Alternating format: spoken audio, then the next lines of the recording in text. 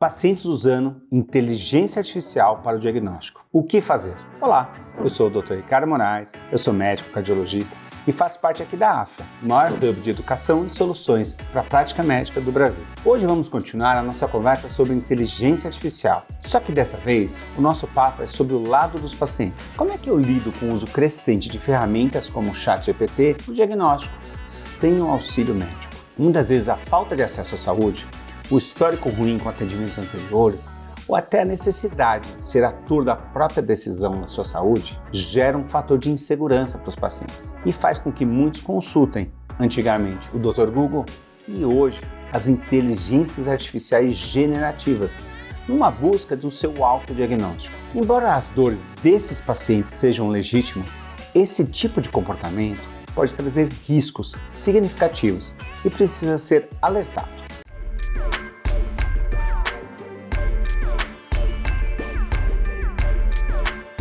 Certamente você já deve ter atendido algum paciente com comportamento semelhante. E nesses casos, como estar preparado para lidar com essa situação? A gente sabe que a inteligência artificial generativa está sendo amplamente utilizada por pacientes para fins de saúde. Existem modelos como o próprio ChatGPT, o Gemini, que oferecem acesso rápido a informações médicas. Quais são os benefícios da inteligência artificial na saúde? O primeiro de todos, eu acho que é o mais importante, é a acessibilidade. Ela fornece informações médicas instantâneas para a população com dificuldades de acesso, por exemplo, a profissionais de saúde. Sabidamente, hoje está uma crescente de inteligências artificiais dedicadas, destinadas, além do uso geral, mas treinadas especificamente para atender demandas de saúde. Sabidamente, melhoria na tomada de decisão, que a gente pode utilizar a inteligência artificial como paciente, auxiliando a compreender, a ter entendimento das suas condições crônicas, por exemplo, e buscar opções de tratamento que possam envolver toda uma jornada de conhecimento através da inteligência artificial. Um dos pontos mais relevantes e que a gente vê na prática é ferramentas de inteligência artificial que facilitam a organização de registros médicos, de interação com planos de operadoras de saúde, com administração de medicamentos, por exemplo, para doenças crônicas não transmissíveis, que muitas vezes os pacientes utilizam vários medicamentos que têm uma relação de interação de eventos adversos que a inteligência artificial pode facilitar para melhorar a adesão, por exemplo, ao tratamento crônico. Porém, a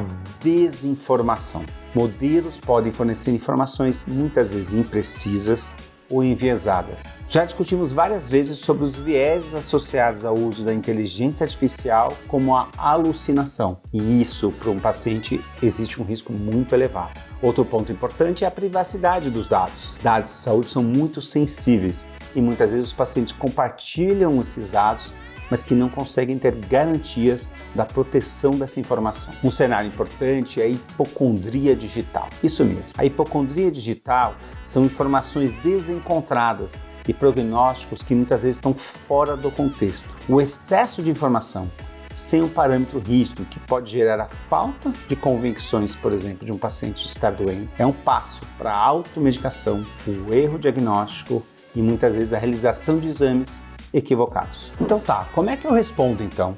Por um paciente que já chega num consultório com diagnóstico pré-estabelecido através da inteligência artificial, como é que eu vou atuar, como é que eu vou orientar, como é que muitas vezes eu vou até moldar a resposta àquela doença, àquele diagnóstico, ou entender a dúvida do paciente. Eu acho que antes de tudo, a escuta ativa. Embora a atitude do paciente seja equivocada no primeiro momento, receber e acolher torna o paciente mais receptivo e muitas vezes até aberto a receber as orientações necessárias para aquela doença ou para aquele suspeita diagnóstico. A empatia é a chave para evitar os conflitos. Estratégias para acolher as preocupações dos pacientes, mas sem invadir as suas próprias percepções. Para isso, eu tenho que educar o paciente, educar sobre os limites e até os erros potenciais que a inteligência artificial pode trazer sobre a sua saúde ou até mesmo a saúde de algum familiar. Ferramentas para reforçar o papel do médico como peça-chave nesse diagnóstico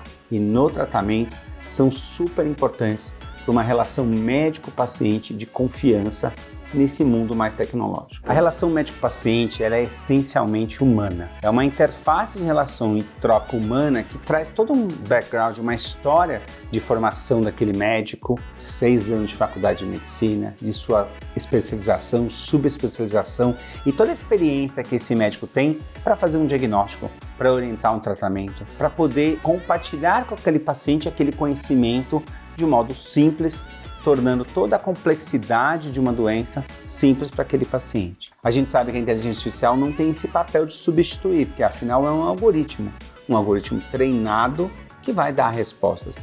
E a gente não está julgando se a resposta é certa ou errada, mais assertiva ou menos assertiva, mas sim tudo que vem por trás daquele diagnóstico, daquela doença e daquele horizonte de tratamento. Então, eu nunca vou entrar em conflito com o paciente a partir do momento que ele vem com o diagnóstico pré-estabelecido através de uma inteligência artificial, mas vou tentar entender e demonstrar o meu papel como crucial para desenvolver aquela doença, para tratar aquele paciente, para orientar sobre os riscos e demonstrar toda a experiência que eu já tive com outros pacientes, com outros casos, com outros colegas médicos que possam mudar o diagnóstico ou orientar melhor aquele paciente. E aqui o nosso papel, na verdade, não é desconstruir tudo que o hype da inteligência artificial também está trazendo de vantagem para o paciente, mas sim educá-lo como é que eu posso utilizar uma ferramenta tão importante nos dias de hoje para melhorar muitas vezes o tratamento crônico, para melhorar a adesão, para fazer todo um acompanhamento muitas vezes de atividade física, de orientação nutricional, de ajuste de dose, tudo que o paciente muitas vezes tem as dúvidas do seu dia a dia e que não consegue o acesso imediato ao médico, mas que muitas vezes o ChatGPT ou qualquer outra inteligência artificial pode trazer rápido, instantâneo e muitas vezes sanar aquela dúvida de uma dose, de um ajuste de medicação, de um alimento, se ele é rico em potássio, se ele é pobre em vitamina B12. Muitas vezes o médico não vai conseguir responder e utilizar essa ferramenta para isso, muitas vezes vai sanar vários cenários do dia a dia do paciente, na sua administração diária, da medicação, da sua doença. O ponto mais importante é que também tanto o médico quanto o paciente não deve ter um preconceito em utilizar a inteligência artificial no seu dia a dia. Mas o que a gente sabe é que apesar de muitas vezes evidências científicas demonstrarem esse nível de empatia da inteligência artificial para o paciente, muitas vezes com dúvidas de saúde, dúvidas convencionais, a relação médico-paciente ela passa muito por sintomas,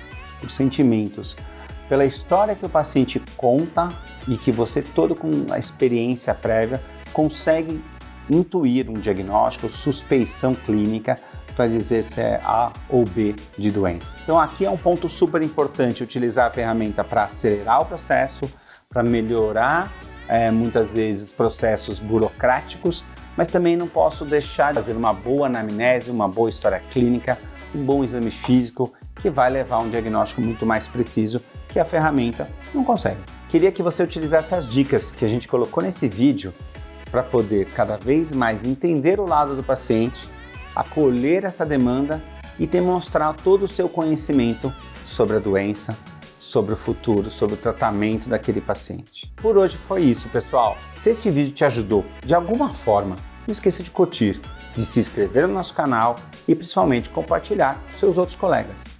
Comente aqui também qual dica te ajudou mais e que a gente possa melhorar nos próximos vídeos. Espero que você tenha gostado do conteúdo e que essas dicas te ajudem no planejamento da sua carreira como médico.